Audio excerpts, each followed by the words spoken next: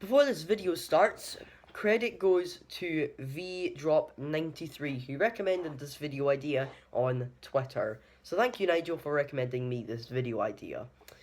So, hello everyone, welcome back to yet another video on the Liam Talks Motorsport channel. God, it's weird saying that.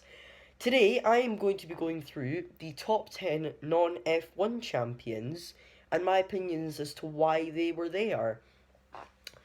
So, at number 10, we have Gerhard Berger. Now, Gerhard Berger had a very long F1 career, 12 seasons in F1, I think it was even 13 actually, and he won many races in that period. He won, I think, 10 races in his F1 career, with the likes of Benetton, and of course, more famously, with McLaren when he was teammates with Ayrton Senna. They had a lot of jokes, and they made a lot of fun of each other. They were great friends. And up until obviously Senna passed away. But enough about Senna. Berger was a good driver. However, he didn't beat many of his teammates, which is, I count a certain amount of factors in this, and that is how much luck they had, which is why you won't see John Watson on this list, because he had a crap ton of luck, how good they were compared to their teammates, and how many DNFs they had and why they had the DNFs, which ties into the luck part. And Berger, he wasn't as good as the likes of Senna and Mansell. He was a very good driver, but not good enough to win a title because he was always the number 2 in his team. He never got a chance to prove himself, except at Ferrari when he won a couple of races, but that car was more crap than Amy Schumer's jokes on Netflix. So you can't really include him on this list because he never got a proper chance to shine, like others in this list. Number 9, Rene Arnoux. Now, Rene Arnoux was a fantastic driver. He even beat Alain Prost once. However, he got a bit lucky with that. But he himself had his own reliability problems. He probably could have won the championship in 1982 with Renault, but that car was more unreliable than, I don't know. I'm not even gonna. But to be fair, he did have a few of his own incidents, so a couple of them he is to blame for. More specifically, in Monaco, when he spun out from the lead, he would have got 10 extra points in the race, but he spun out from the lead, so yeah. Make of that what you will. And again, he had a bit of luck, and he said he wasn't as good because the turbo cars were gone. And James Hunt replied back to him saying, "All I can say about that is bull crap." That's the clean version of what he said anyway. Number 8, Juan Pablo Montoya. You may be surprised I included Juan Pablo Montoya on this list. However, Montoya had a crap ton of bad luck during the 2003 F1 season. He had 3 DNFs in the season, 2 of which were not his fault. And he was running in the lead when he had both of those problems.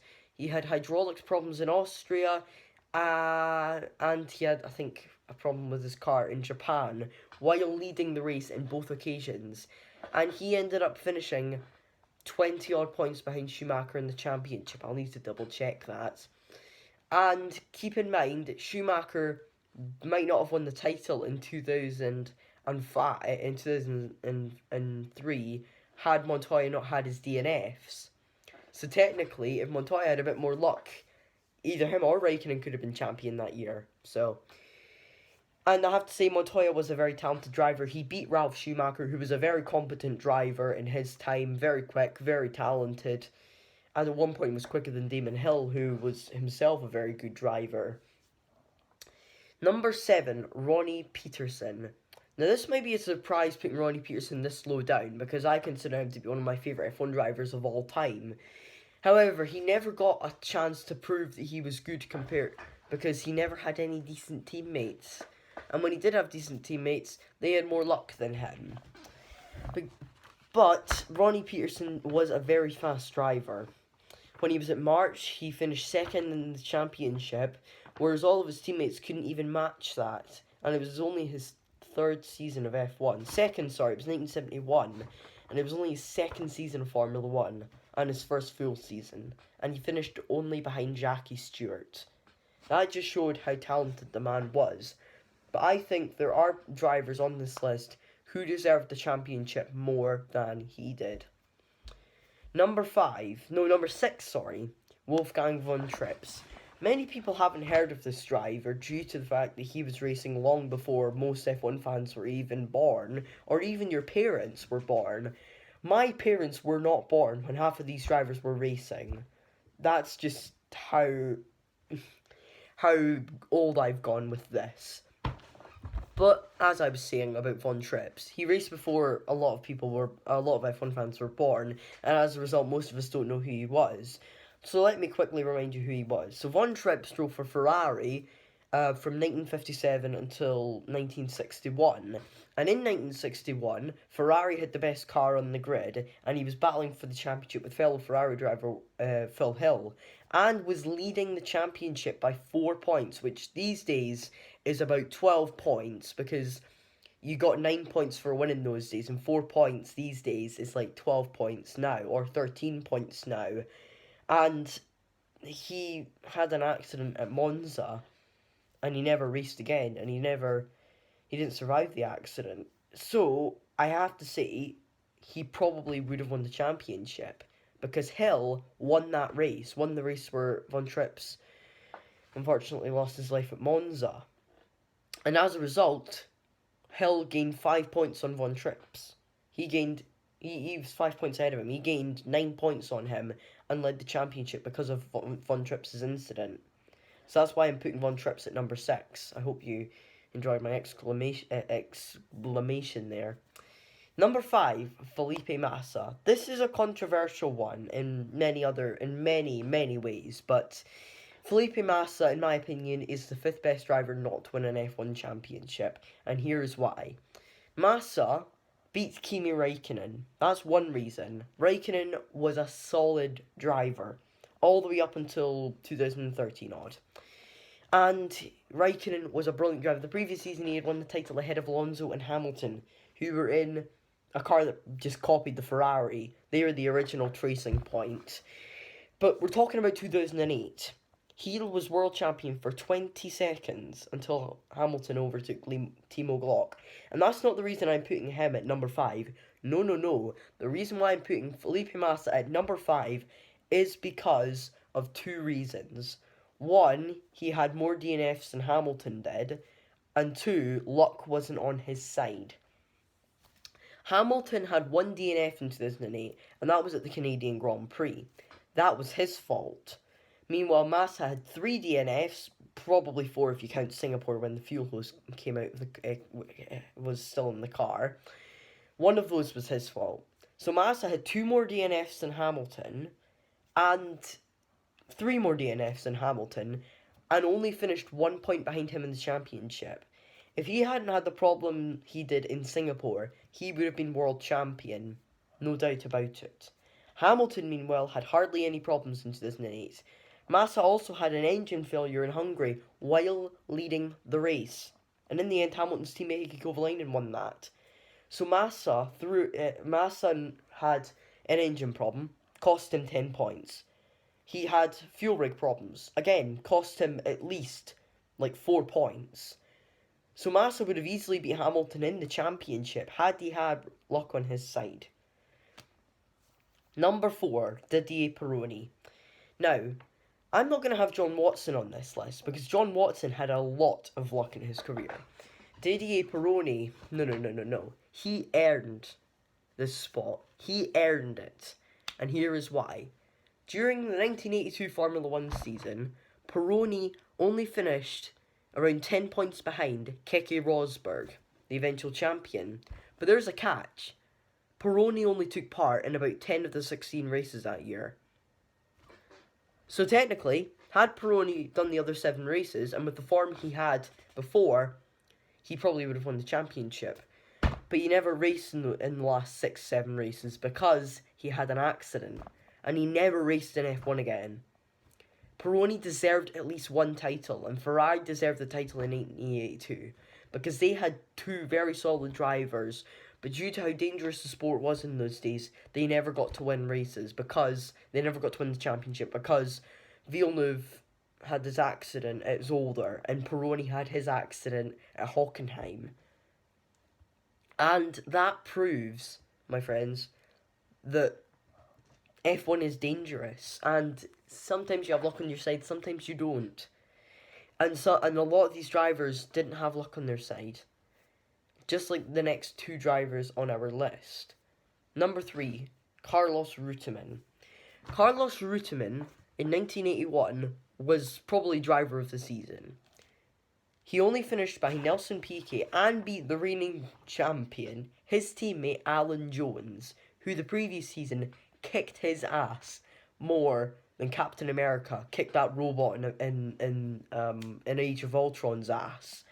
Because honestly, Reutemann got back at Jones for the previous season and was only a couple of points behind Piquet and had more problems than Piquet had. Piquet crashed out more times than Reutemann did, despite having less DNFs than Reutemann. More DNFs, than Reutemann. This is complicated. Basically, Piquet had 4 DNFs, Reutemann had 3. 2 of them were Piquet's own fault. In Monaco, he crashed out. And there was another place where he crashed out. I don't remember where it was, in 81. And in Caesar's Palace, Williams didn't have a good car.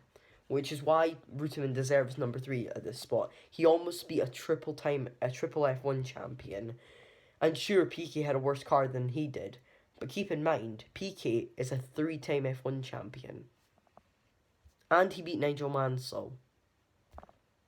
Number 2, Gilles Villeneuve. Gilles Villeneuve is, in my opinion, one of the most underrated F1 drivers of all time. And I'd probably put him out of the non-F1 champions second on my list.